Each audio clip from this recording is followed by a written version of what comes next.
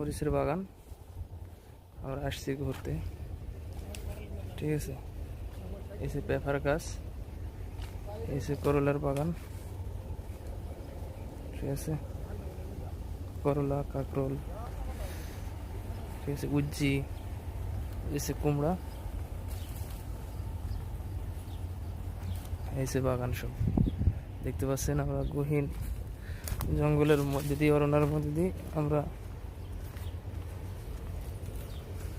আসছি।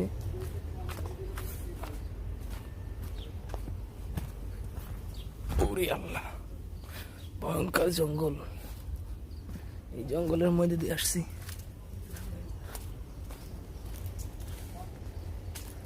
কলার কান্দি।